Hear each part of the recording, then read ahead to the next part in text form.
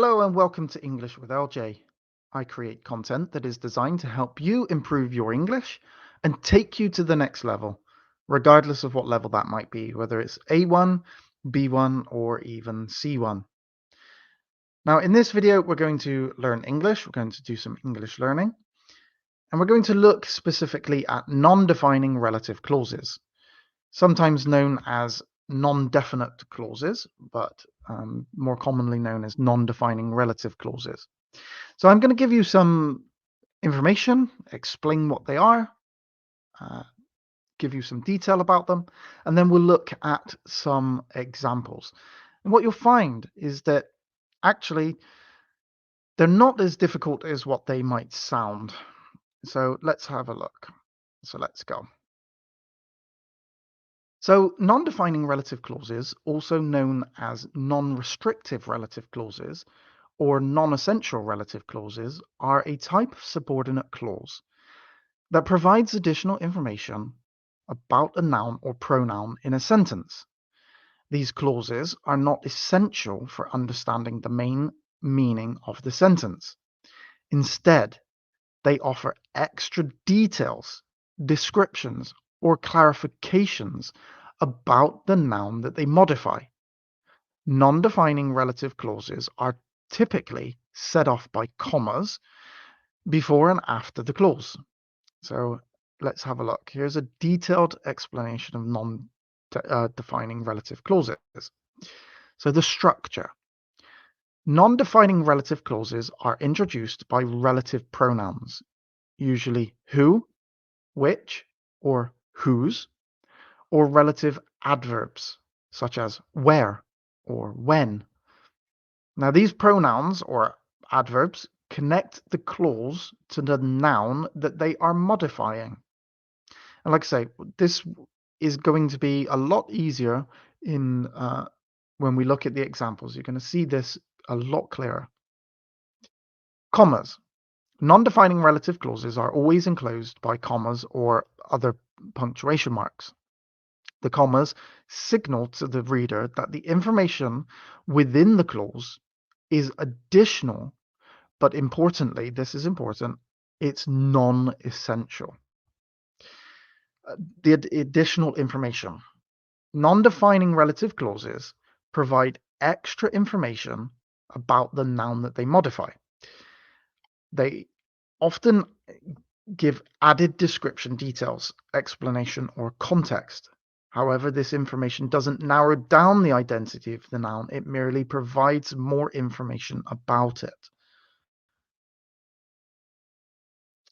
Non-essential. As I said, crucially, non-defining relative clauses can be removed from the sentence without affecting the core meaning or identification of the noun that they are modifying. The sentence remains grammatically complete and meaningful even without the non-defining clause if you remove it. Pronoun choice. The choice of relative pronoun depends on the noun being modified. So use who for people, which for things or animals, and whose when you are indicating possession.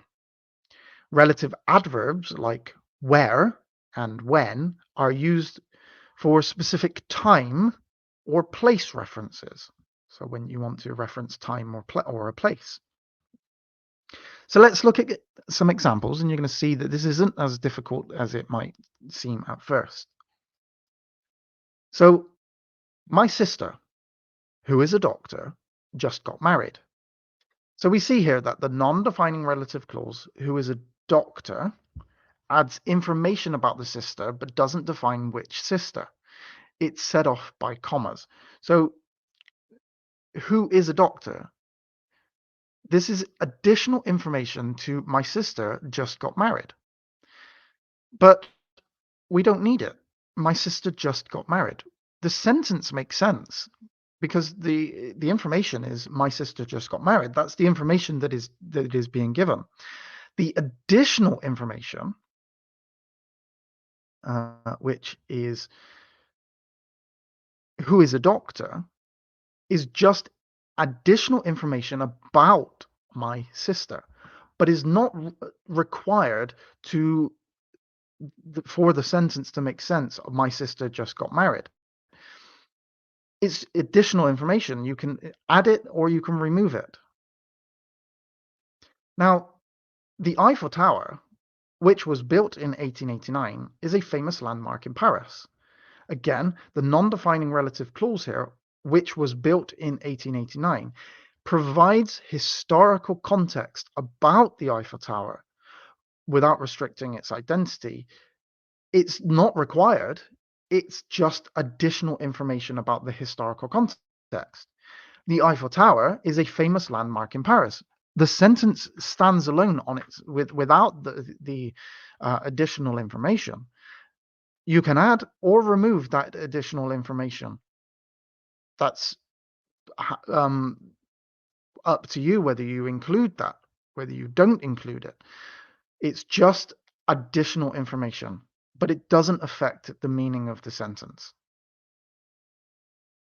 John's new car, a sleek sports car, is parked in the driveway. Again, the non-defining relative clause, a sleek sports car, describes John's car, but doesn't specify which one. But we can remove it. John's new car is parked in the driveway. Alice, my best friend from childhood, is coming to visit.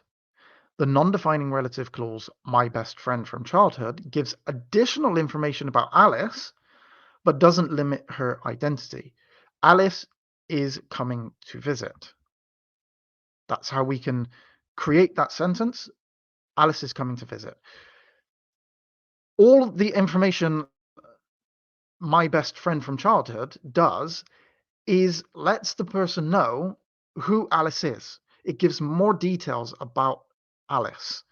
So I say to someone, Alice is coming to visit, but I want to let that person, maybe that person doesn't know exactly my relationship to Alice. So I'm giving extra detail.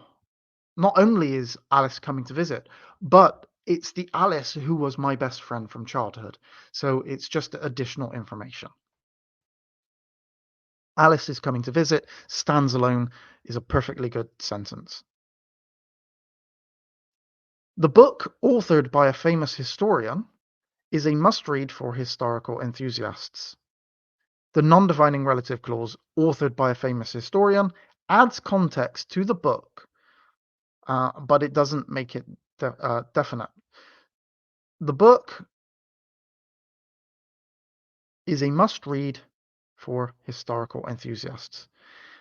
The additional information there, authored by a famous historian, is just extra information.